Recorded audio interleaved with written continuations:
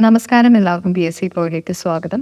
ഇന്ന് നമ്മൾ ഡിസ്കസ് ചെയ്യുന്നത് കെമിസ്ട്രിയാണ്. 9ാം ക്ലാസ്സിലെ കാർബണിൻ്റെ ലോകം എന്ന അധ്യായത്തിൽ നിന്നുള്ള ചോദ്യങ്ങളാണ്.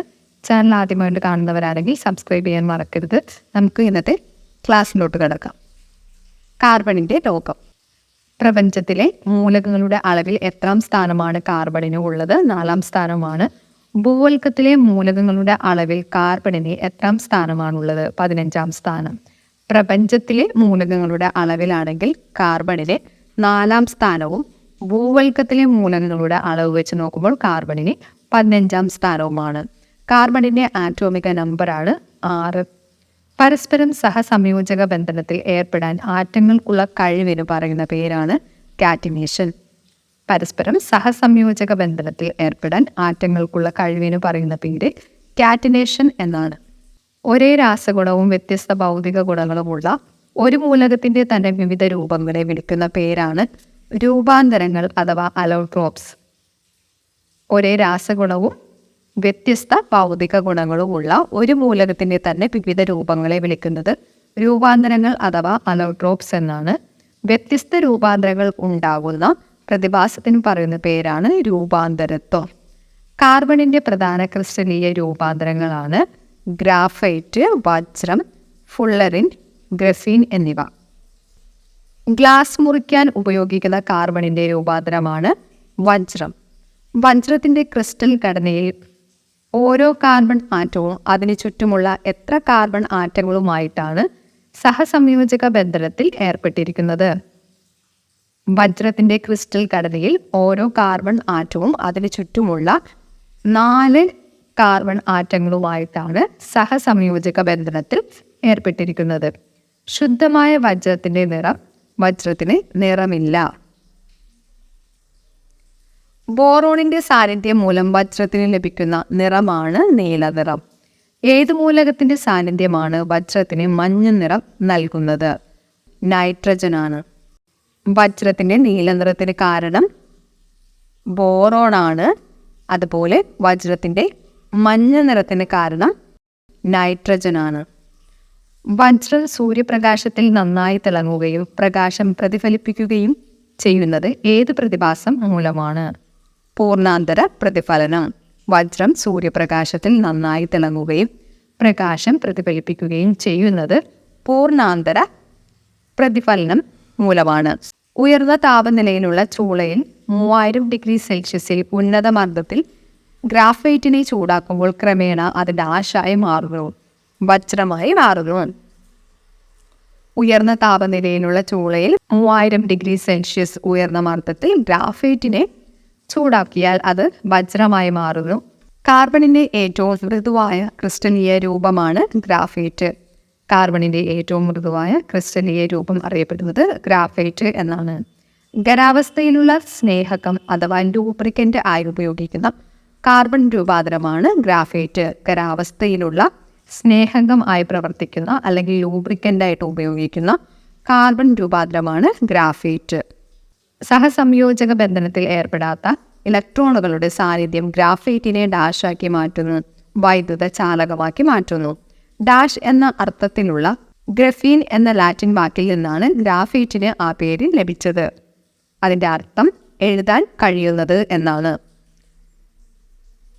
ബക്കി ബോൾസ് എന്നറിയപ്പെടുന്ന കാർബൺ രൂപാന്തരമാണ് ഫുള്ളറീനുകൾ. ബക്കി ബോൾസ് എന്നറിയപ്പെടുന്നത് ഫുള്ളറീനുകളാണ്. 60 കാർബൺ ആറ്റങ്ങൾ ചേർന്നുണ്ടാകുന്ന കാർബൺ രൂപാന്തരം. 60 കാർബൺ ആറ്റങ്ങൾ ചേർന്നുണ്ടാകുന്ന കാർബൺ രൂപാന്തരമാണ് ഫുള്ളറിൻ അഥവാ ബക്കി ബോൾസ്. ഫുള്ളറിൻ കണ്ടുപിടിച്ച ശാസ്ത്രജ്ഞരാണ് Harold Kroto, Richard Smalley, Robert Curl. Fullerene കണ്ടെത്തിയത് Harold Kroto, Richard Smalley, Robert Curl. Graphite, fullerene മുതലായ കാർബൺ രൂപാന്തരങ്ങളുടെ അടിസ്ഥാന യൂണിറ്റ് എന്ന് പറയാവുന്ന കാർബൺ രൂപാന്തരമാണ് ഗ്രഫീൻ. വജ്രത്തേക്കാൾ കാഠിന്യമുള്ള കൃത്രിമ കാർബൺ രൂപാന്തരമാണ് ക്യൂ കാർബൺ. വജ്രത്തേക്കാൾ കാഠിന്യമുള്ള കൃത്രിമ കാർബണാണ് ക്യൂ കാർബൺ. ഫെറോമാഗ്നറ്റിക് സവിശേഷതയുള്ള കാർബൺ രൂപാന്തരമാണ് ക്യൂ കാർബൺ. ഒരേ ആറ്റോമിക നമ്പറും വ്യത്യസ്ത ആറ്റോമിക ഭാരവുമുള്ള ഒരു മൂലകത്തിൻ്റെ വിവിധ പതിപ്പുകൾക്ക് പറയുന്ന പേരാണ് ഐസോടോപ്പുകൾ. അതായത് ഒരേ ആറ്റോമിക നമ്പറും വ്യത്യസ്ത മാസ് നമ്പറും ഉള്ളതാണ് ഐസോടോപ്പുകൾ. കാർബൺ 12, കാർബൺ 13, കാർബൺ 14 എന്നിവ കാർബണിൻ്റെ ഡാഷാണ്. കാർബണിൻ്റെ ഐസോടോപ്പുകളാണ് കാർബൺ 12, 13, 14 എന്നിവ. അന്തരീക്ഷ വായുവിൽ കാർബൺ ഡൈ ഓക്സൈഡിൻ്റെ അളവ് വർദ്ധിക്കുന്നത് മൂലം അന്തരീക്ഷ താപനില ഉയരുന്നതിന് പറയുന്ന പേരാണ് ഹരിതാലയ പ്രഭാവം അല്ലെങ്കിൽ ഗ്രീൻ ഹൗസ് എഫക്റ്റ്. ഇത് തന്നെയാണ് ഹരിതഗൃഹ പ്രഭാവം എന്ന് പറയുന്നത്. വ്യക്തിയോ വസ്തുവോ സംഘമോ സംഭവമോ കാരണമായി പ്രത്യക്ഷത്തിലോ പരോക്ഷമായോ പുറപ്പെടുവിക്കുന്ന മൊത്തം ഹരിതാലയ വാതകത്തിൻ്റെ അഥവാ ഗ്രീൻ ഹൗസ് ഗ്യാസിൻ്റെ അളവിന് പറയുന്ന പേരാണ് കാർബൺ ഫുട് പ്രിൻറ്റ്. വ്യക്തിയോ വസ്തുവോ സംഘമോ സംഭവമോ കാരണമായി പ്രത്യക്ഷത്തിലോ പരോക്ഷമായോ പുറപ്പെടുവിക്കുന്ന മൊത്തം ഹരിതാലയ വാതകത്തിൻ്റെ അളവാണ് കാർബൺ ഫുട് പ്രിൻറ്റ് എന്ന് പറയുന്നത്. കോക്ക്, മരക്കരി, എല്ലുകരി തുടങ്ങിയ ക്രിസ്റ്റൽ ആകൃതി ഇല്ലാത്ത കാർബൺ രൂപാന്തരങ്ങൾ പൊതുവെ ഏതു പേരിലാണ് അറിയപ്പെടുന്നത്? അമോർഫസ് കാർബൺ എന്നാണ് അതറിയപ്പെടുന്നത്. കോക്ക്, മരക്കരി, എല്ലുകരി തുടങ്ങിയ ക്രിസ്റ്റൽ ആകൃതിയില്ലാത്ത കാർബൺ രൂപാന്തരങ്ങളാണ് അമോർഫസ് കാർബൺ. കൃത്രിമ ശ്വാസോച്ഛ്വാസത്തിന് ഉപയോഗിക്കുന്ന 95% ഓക്സിജനും 5% കാർബൺ ഡൈ ഓക്സൈഡും അടങ്ങിയ മിശ്രിതത്തിന് പറയുന്ന പേരാണ് കാർബോജൻ. കാർബൺ ഡൈ ഓക്സൈഡിൻ്റെ ഖരരൂപമാണ് ഡ്രൈ ഐസ് എന്ന് പറയുന്നത്. കാർബണും ഓക്സിജനും തമ്മിലുള്ള പ്രവർത്തനത്തിൽ കാർബണിൻ്റെ അളവ് കൂടുകയും ഓക്സിജൻ്റെ അളവ് കുറയുകയും ചെയ്യുമ്പോൾ അപൂർണ ജ്വലനം നടന്നുണ്ടാകുന്ന വാതകം ഏതാണ്? അതാണ് കാർബൺ മോണോക്സൈഡ്. കാർബൺ മോണോക്സൈഡ് ശ്വസിക്കാനിടയായാൽ രക്തത്തിലെ ഹീമോഗ്ലോബിനുമായി പ്രവർത്തിച്ച് ഉണ്ടാകുന്ന സംയുക്തം ആണ് കാർബോക്സി ഹീമോഗ്ലോബിൻ. പുരാതനമായ ഫോസിലുകളുടെ കാലപ്പഴക്കം നിർണ്ണയിക്കുന്നതിനുള്ള ശാസ്ത്രീയ മാർഗമാണ് കാർബൺ ഡേറ്റിംഗ്. അപ്പോൾ ഇതുവരെ നമ്മൾ ഡിസ്കസ് ചെയ്തുകൊണ്ടിരുന്നത് കാർബണിൻ്റെ ലോകം എന്ന് പറയുന്ന ടോപ്പിക്കാണ്.